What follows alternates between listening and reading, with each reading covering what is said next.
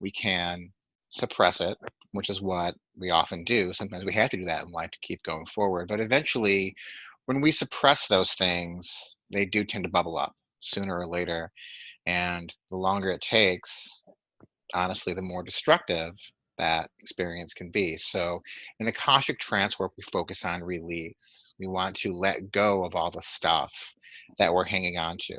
And we can do this through the exploration of consciousness. Once we've done that, once we've gone through this release phase, then that's when the real magic happens. We can go into the expansion phase. That's my expansion thing. Expansion phase. We like to expand our consciousness. That's why we do this. We aren't just in there rooting up all the stuff within us just for no reason. We are in there so that we can expand our consciousness, so that we can explore and experience life to its fullest.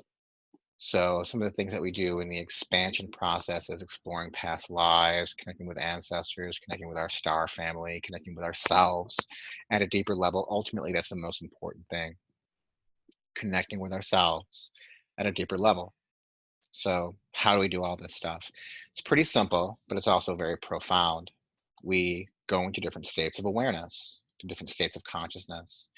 And most likely, if you're here, you're somewhat familiar with these states of consciousness. We found that the people that tend to be attracted to Akashic trance work are the kind of people that have experience with these different states of consciousness, that have learned how to some extent, take themselves down to different levels of awareness, but may not necessarily know how to get back and forth into those states easily. And we teach methods to go back and forth between these different states of awareness, as well as some very simple exercises that we can do while we're in those states to optimize our experience, to bring us healing, to bring us protection, to help us establish safe boundaries and safe shielding within our astral experiences.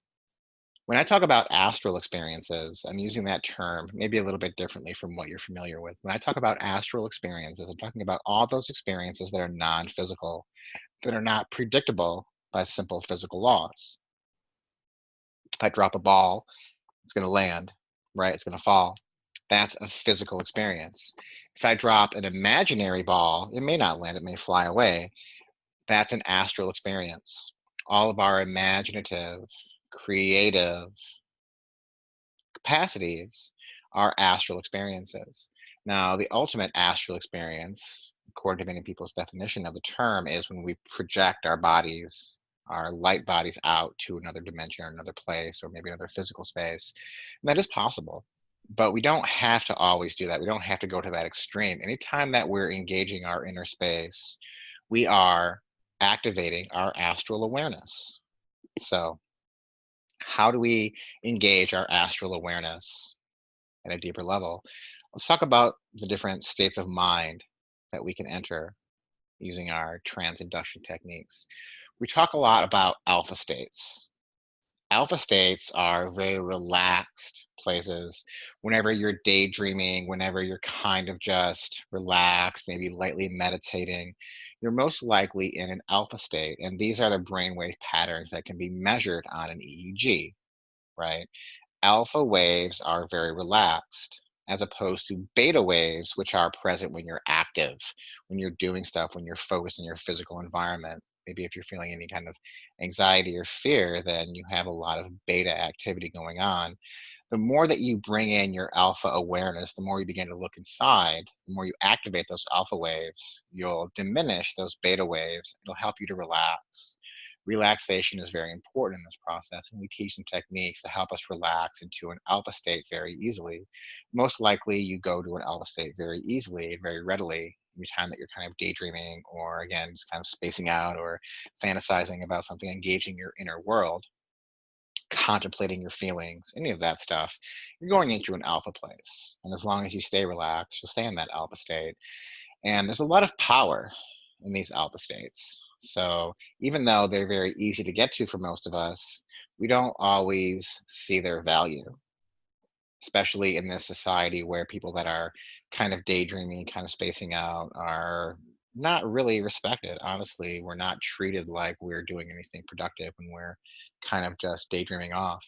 There's a lot of power in those alpha states. There's a lot of reinforcement, a lot of visualization, a lot of creativity that can happen. And what we've found in Akashic trance work is that when we engage the creative, imaginative capacities, we can interface, we can connect with the subconscious, with the spirit, with the dream world at a deep level, because that's the language that the subconscious mind speaks: symbolism, archetypes, colors, shapes, sounds. Those are the ways that the subconscious communicates with us. So when we create intentional astral constructs, intentional things in our minds that interface back with the subconscious, it's much more powerful than just saying an affirmation, although those can be useful too, because we're really engaging that symbolic awareness. So we can do a lot in these alpha states. We like to talk about alpha trance as being a nice kind of relaxed place we can go to very easily. And we can do things like readings, we can do things like remote viewing. There's a lot of stuff we can do in those alpha trances. Now, when we begin to relax deeper, we typically will go into a theta state. And theta states are what is more commonly referred to as trance states. It's a very relaxed place that we can go into where we're fully engaged with our inner world, with our inner mind, so that we can really understand the symbolic language. We can really interface with it directly as if we were physically in it, because we are. We're physically entering our astral space. We're seeing it as if we were sitting in it like we are now in our physical space. It's a very engaged place. May not always be visual, but there's usually a very powerful sensory element. Maybe it's sound, maybe it's smell, maybe it's texture, but we can really engage with our senses in those deep theta states. Our egos, that running story about the world, they're still active in those theta states, but they're diminished to an extent because we've let go of our attachment to our physical bodies to some extent. And there are different levels of these trance states. There's theta, deep theta, light alpha, deep alpha. There's a lot of different gradations of this, and we teach a lot about this in our classes. But ultimately, a theta state is characterized by that disengagement of the physical body. You're not really that aware of what's going on around you. If someone was to come and pick up your arm or touch you or something, you might notice it. But if you're in a deep theta state, you might not. Those theta states are really powerful because that's where we can really engage with the subconscious mind. We can really, really deeply engage with all that stuff that we need to release. And we can really ultimately allow ourselves to fully experience our inner world. And that's where the shamanic journey or the past life regression or the ancestral regression or the star family connection happens. It's our portal to our dimensional awareness, to our other dimensional awareness. It's the same place that you go to in a dream, especially a lucid dream. You're really engaging with your full astral senses. Now, down from theta states, we usually would go down into a delta state. And if we're actually sleeping, we tend to go into delta first and then into theta because our body gets some rest and then our minds become active.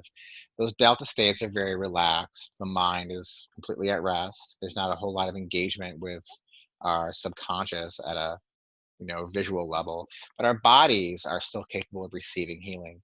And in those delta states, we often talk about using sound healing. We do a lot with sound healing and tones and things like that in Akashic trance work.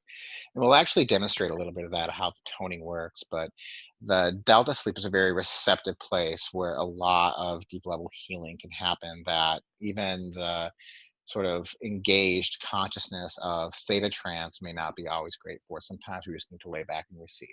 So those are our three states that we often work in. There's also gamma states of awareness, which are characterized by deep meditation, deep relaxed focus. It's hard to induce gamma states, but we can get there through practice. Gamma states are often what we call heart-centered awareness. It's that place of pure joy, that place of engagement, that place of happiness that we can achieve when we relax into ourselves, when we fully relax into ourselves, when we choose joy, when we choose happiness.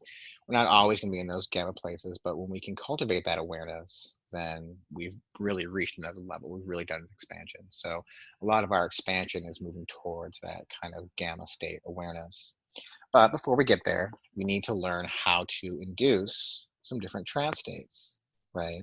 So we've come up with some very simple techniques to bring ourselves into alpha, theta, or delta states.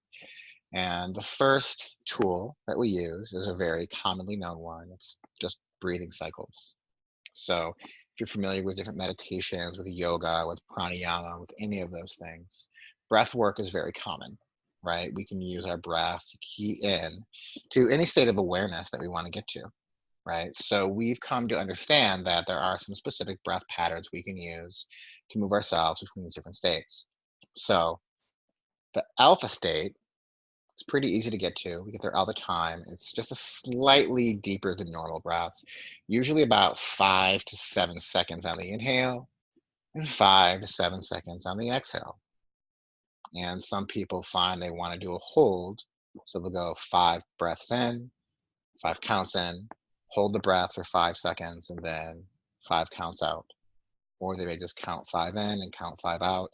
Depending on your lung capacity, you may find that you need more time or less time. Between 4 to 7 seconds really is kind of your sweet spot. And it's really going to depend on you and what works best for you. But these patterns seem to work well for most people. So if you're interested, let's give it a try.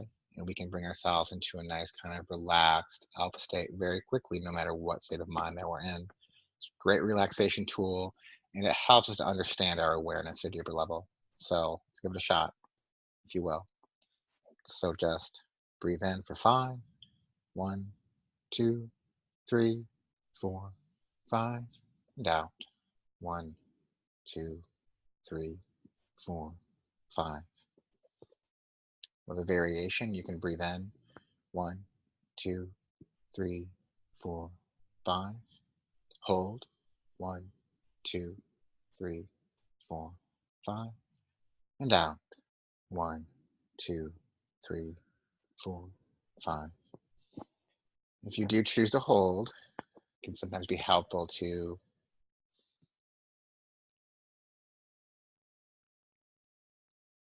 can be sorry, a little distraction there. It can be a little bit helpful to put your tongue on the roof of your mouth if you're interested in doing the holding there. You can do that, and that will help you to kind of maintain your energy.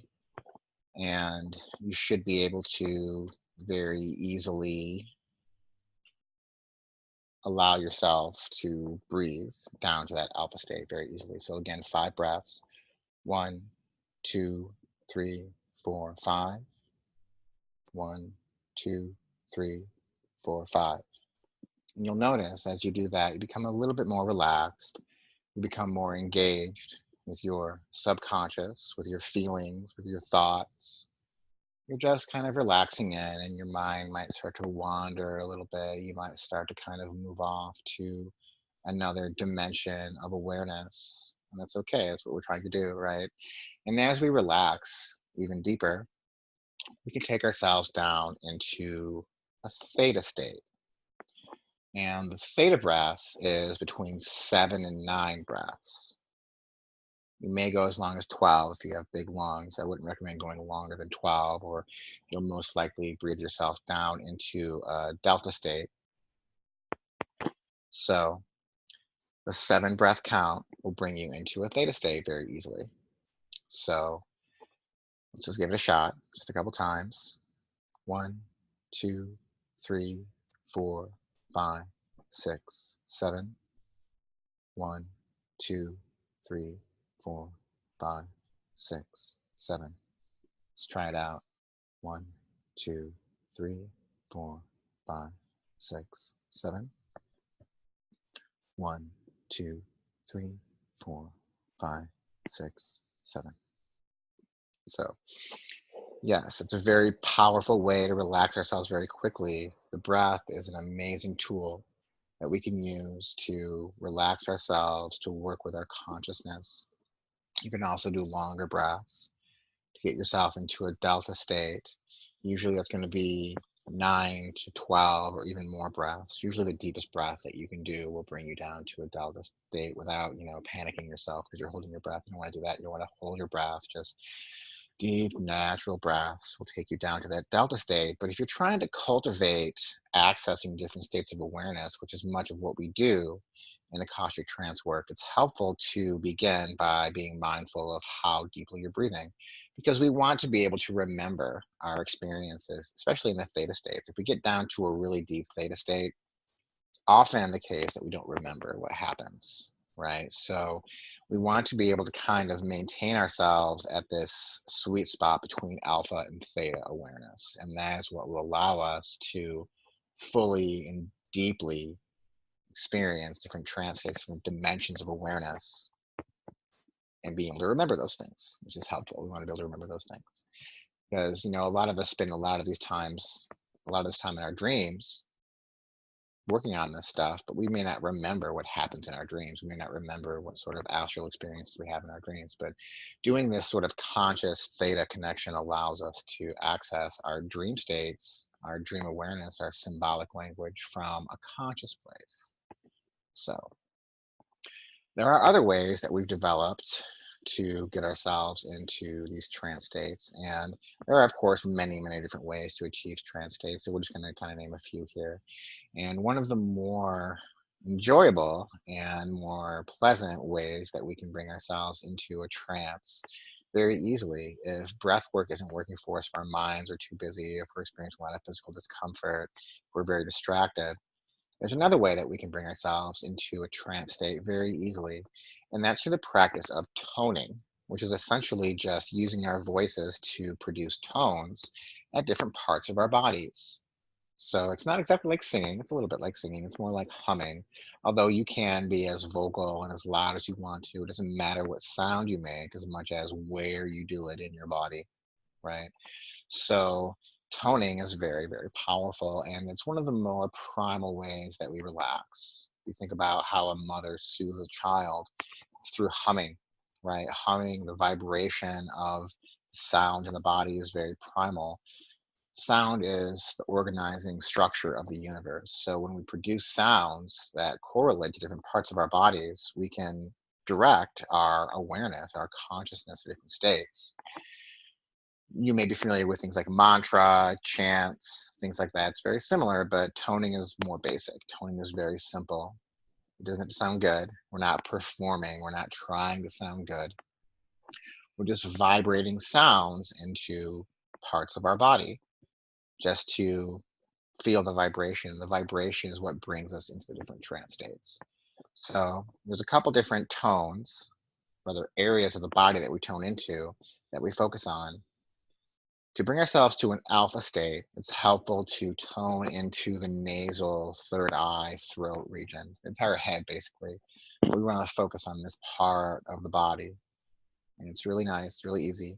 Just like humming, right? Although you can have your mouth open if you want to, but just humming, just toning into that nasal cavity is very relaxing.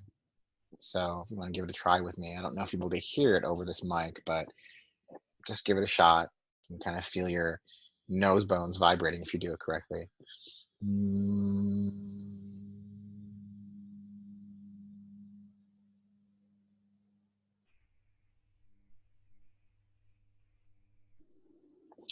And feel your lips vibrating, feel your forehead tingling, feel your throat. It's really good. Take a deep breath in. Mm.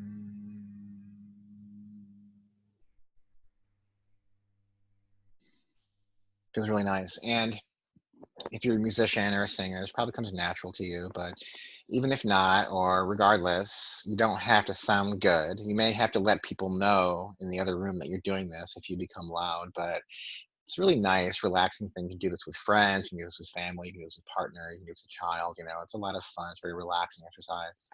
So that vibration will bring us into an alpha state pretty quickly, we found. Now, if we want to go to a deeper place, and this is my favorite personal induction method, is toning into the theta space. We can tone down into our heart and our solar plexus. So in order to do that, we just, again, hum down into that part of our body. And if we do it correctly, we should feel a lot of vibration in our chest cavity, in our heart, in our stomach, in our arms, and our hands. and just kind of humming down. It doesn't be a deep sound, but we just want to feel the resonance down in our lower chest cavity. Mm.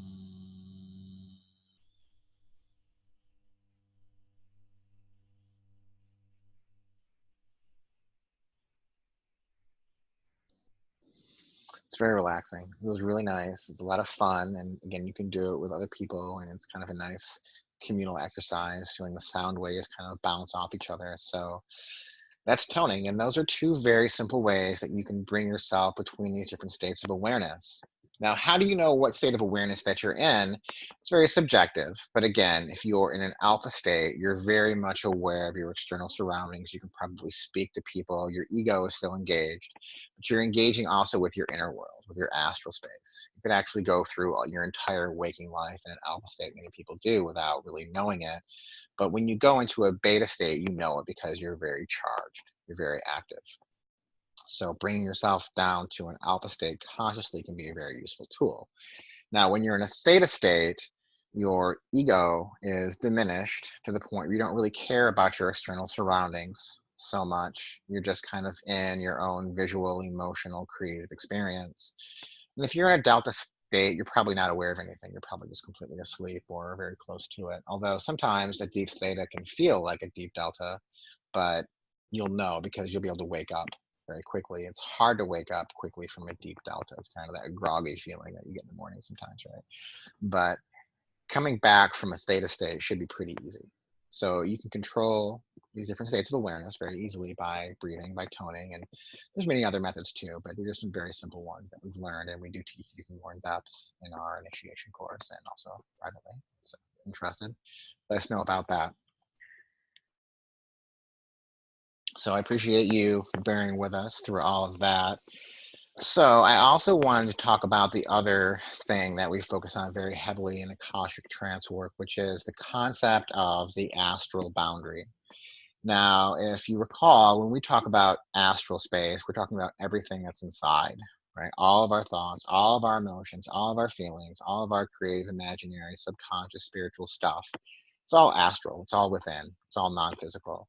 So we don't always have great control over what's flowing in and out of that field, right? We can't always discern, is this external, is this internal, is this something that's coming from me, is it coming from someone else? How much time are we spending focusing on things? It's one of the biggest things that we work on with astral boundaries. And astral boundaries can be created to help us to protect us from external beings, but some of the most important astral boundaries that we need to cultivate are sometimes with ourselves, with our own thoughts and feelings. Let's think about this a little bit, right? We talk about boundaries a lot in sort of interpersonal, sociological, political contexts, right? What are we allowed to do? What are other people allowed to do to us? Who's allowed to touch us and be in our space and talk to us? And how can people talk to us, et cetera, et cetera? And it's generally considered a good thing to create boundaries and set boundaries because, that's kind of how our society works. But what about in here? What are we thinking about most of the time? What are we focusing on most of the time? Where's our energy going? Where's our time going? What are we thinking about? If you are thinking about someone or something or a memory or an idea, that, whatever it is, that energy is in your astral space. It's within your astral boundary. It's within your heart space. You are giving it time. You are giving it energy. You are giving it your life because ultimately that's all we have is time. We only have so much time in a day to devote to things. So if we're thinking about something a lot, then that, whatever it might be, is again within our astral space. That person, if it's a person, is in your astral space. So it doesn't matter what kind of physical boundary you created, they're still there. We can even have boundaries, astral boundaries, with people that we love very much. There's nothing wrong with that. In the same way that if you love someone, you can still ask them to kind of, step outside of your bedroom or your private space so you can have some personal time to relax, to recover, to connect with yourself. Same thing with an astral boundary. And I'm actually going to demonstrate here in a moment kind of how that works. I'm going to do a guided session using my voice, which is another induction technique that we use, guided trance journeys with the voice. how we can actually cultivate those boundaries. The primary astral boundary that we have is the heart space, because we've come to understand that this heart space is our sovereign dimension, right? It's our personal dimension. Sometimes we call it the fourth dimension, right? It's everything that we have cultivated within ourselves. So within that space, we only want to bring love. We only want to bring compassion. So anything that enters there needs to have that same vibration, that same energy. And if it doesn't, that's when we need to begin asserting our astral boundaries. If we can create astral boundaries with our own thoughts and feelings, then we can very easily create them with any external people or energies or beings or entities that might come along. But ultimately, we have to start with ourselves. How do I discern what energies belong in my heart center and what energies I can set aside for the moment to look at when I'm ready to do my release? Right? We want to fully activate first. We want to be fully grounded, fully centered. Right? We talk a lot about centering in spiritual work. This is our center. The heart is our center, our primary astral boundary. So I appreciate you bearing with me through all of this. And now I'm going to just take you through a brief guided journey. So I do recommend relaxing, sitting back, getting some good back and neck support, taking some nice deep breaths, making any adjustments you might need to make to just become deeply and fully relaxed, just relaxing and breathing.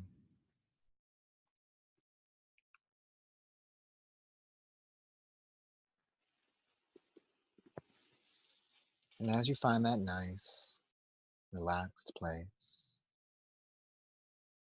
just start counting as you breathe, breathing in for 5 seconds and out for 5 seconds. Counting together now. 1, 2, 3, 4, 5. 1, 2, 3, 4, 5. 1, 2, 3, 4, 5. 1, 2, 3, 4, 5. Just continue breathing. Nice, easy, relaxed pace. You may find your mind wandering off, your feelings rising and falling, physical sensation rising and falling as you breathe.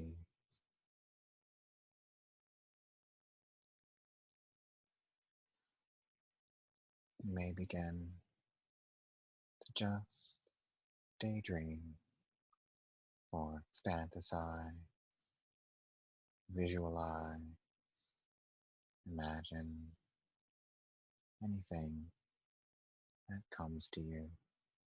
Just be present with your thoughts and feeling, your ideas, your memory, your concern,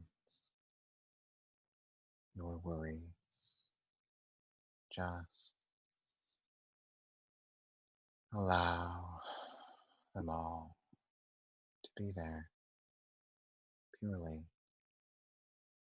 just present, just being. As you begin to breathe a bit deeper, I'll now count to 7 with each inhale and 7 with each exhale. Counting now. 1, 2, 3, 4, 5, 6, 7. 1, 2, 3, 4, 5, 6, 7. 1, 2, 3, 4, 5, 6, 7. 1, 2, 3, 4, 5, 6, 7. Continue to breathe, relaxing even deeper, just enjoying the feeling of your breath.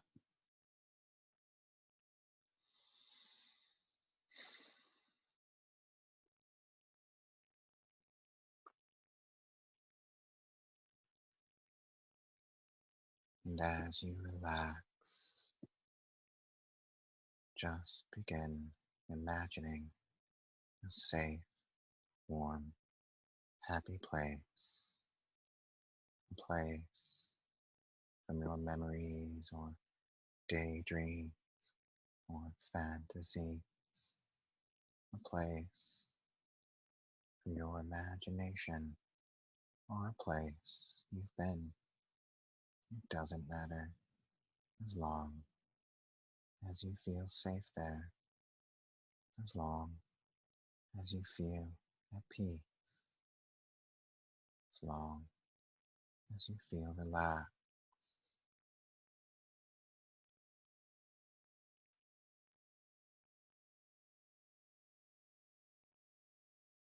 This is a place where there are no pressures, no obligations, no stress, no fear, just love, just compassion, just peace and calm.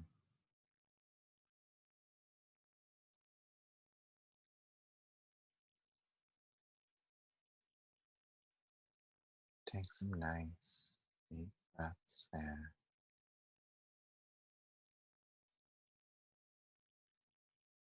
fully engaging that place with all of your senses, the sounds, the smells, the texture, all the things that bring you joy belong here. And if there are things that make you feel uncomfortable or agitated or sad or afraid, ask them to step away for the moment. Ask them to leave. You are not suppressing. You are just taking some space for yourself,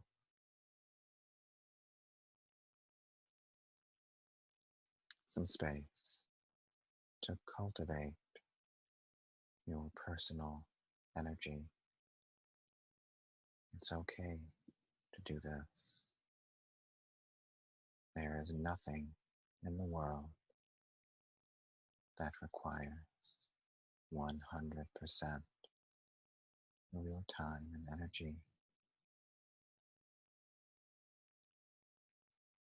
And if any of those things that you try to send away won't go, it's an opportunity to create an astral boundary. Whatever it is that won't leave is most likely something that's on your mind often.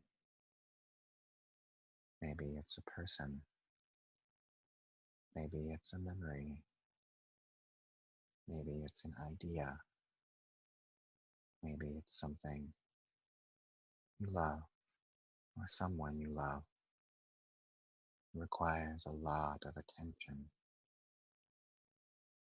It's time now to think about how much energy do you give? How much time? How many hours a day, a week, a month? It's time to choose.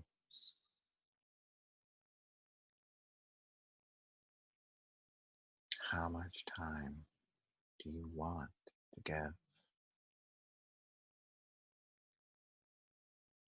Is there any time left for yourself? Is there any time left to take care of yourself? Is there any time left to focus on your own energy? Remember,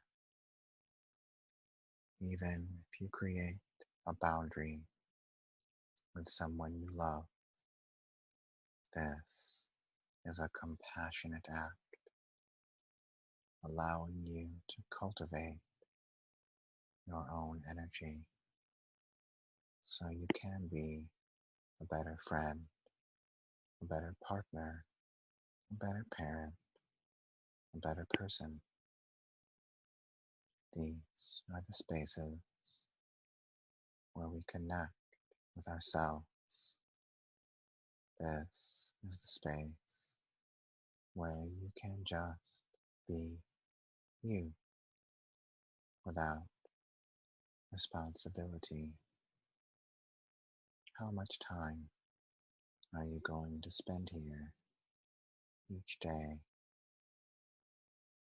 5 minutes, 10 minutes, an hour, several hours. How much time will you spend building yourself up, loving yourself, cultivating yourself? Just spend a moment there in that space, creating all the boundaries of time and energy you need.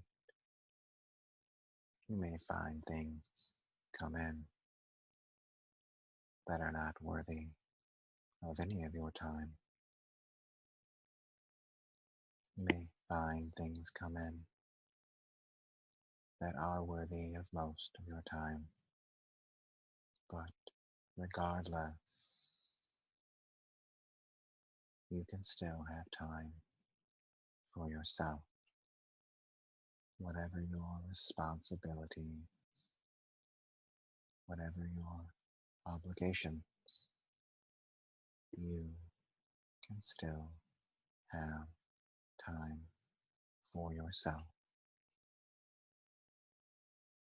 And in doing so, you will cultivate more love, more compassion, more understanding, more joy. Just spend a minute there, breathing, relaxing.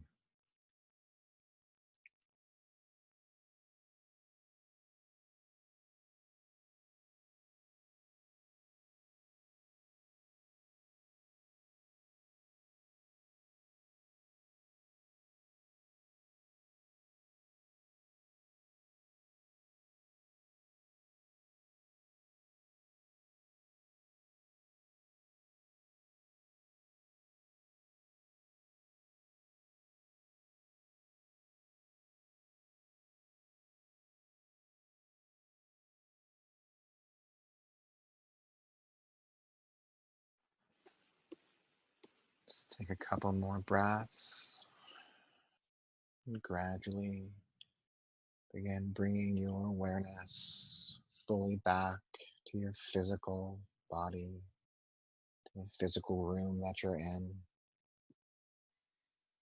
Stretching and moving your fingers and toes, bringing in some gratitude for the time you spent on yourself today, learning about yourself, learning about your astral boundaries, learning about your heart space. And even if you knew about all these things already, you still took some time to do it. And that's the important thing. It's more about doing than knowing, right? So I do have a few minutes, and I wanted to open up some space for any thoughts or feedback or questions. We'll leave this channel open for a couple of minutes.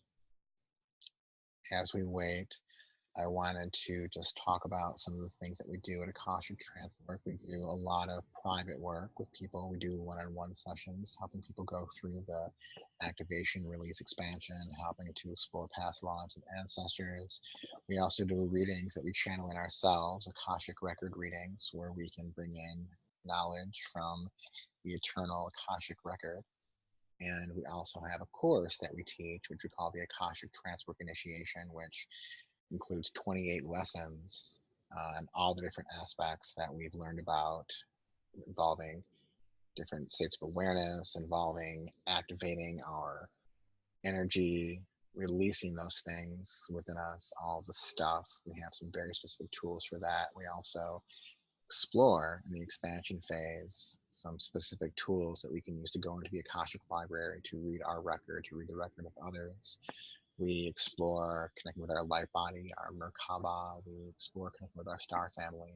And we learn about how to read the Akashic records for ourselves and others. So it's a lot of stuff that we do in Akashic Trancework. So ever want to connect and have a consult, feel free to connect with us. We'll send you an email after this that will have all the information that we covered, all the different techniques, as well as some links if you wanted to schedule a time to connect, consult, and we can talk about how we can help you further.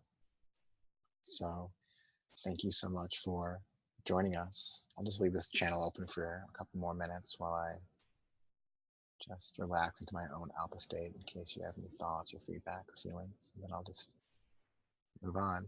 Yes, thank you very much.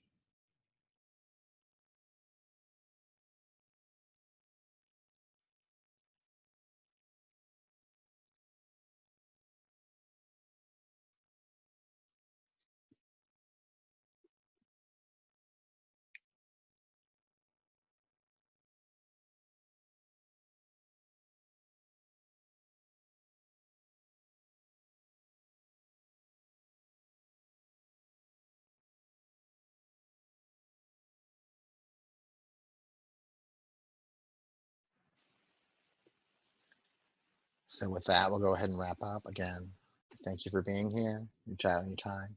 Deepest blessings. Until next time.